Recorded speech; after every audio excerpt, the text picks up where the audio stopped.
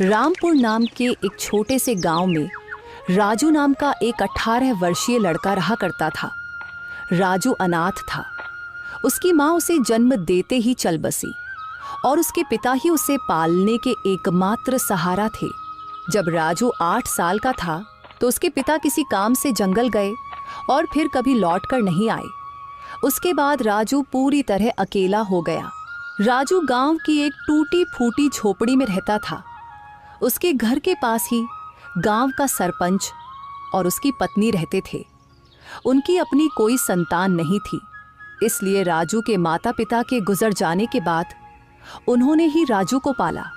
ये लो राजू बेटा, ये खाना खा लो और अगर कम पड़े तो मुझसे आकर ले लेना। अरे मौसी, मैं कब तक आपके ऊपर बोझ बनकर बैठा रहूंगा? अब तो मुझे शर्म आती है। अरे बेटा, ये तुम कैसी बातें कर रहे हो? अगर तुम हमारे अपने बच्चे नहीं हो तो इसका मतलब थोड़े ना है कि तुम हम पर कोई बोझ हो। आगे से ऐसी बात मत करना।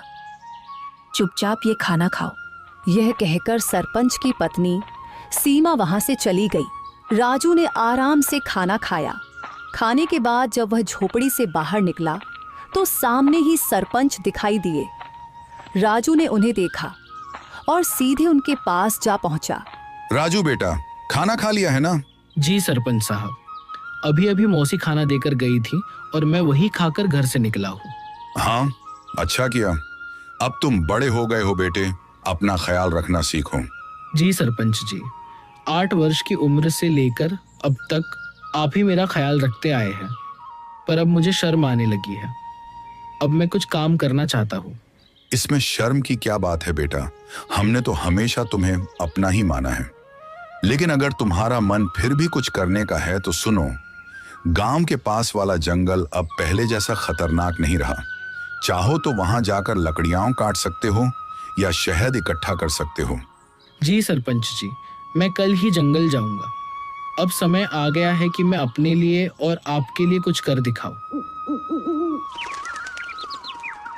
अगले दिन राजू एक कुल्हाड़ी लेकर जंगल की ओर चल पड़ा। कुछ ही देर में वह जंगल पहुंच गया। जंगल में कदम रखते ही उसने सोचा, कुछ भी कहो, सरपंच जी ने बचपन से लेकर अब तक मेरी बहुत मदद की है। अब समय आ गया है कि मैं अपने पैरों पर खड़ा होकर दिखाऊं और अब मैं उनकी सेवा करूं ताकि उन्हें अपनी संतान की कमी महसूस ना हो और वे हमेशा खुश रहें। अभी राजू ये सोच ही रहा था कि अचानक उसकी नजर एक कोयल पर पड़ी जो उसे बड़े ध्यान से देख रही थी। अरे,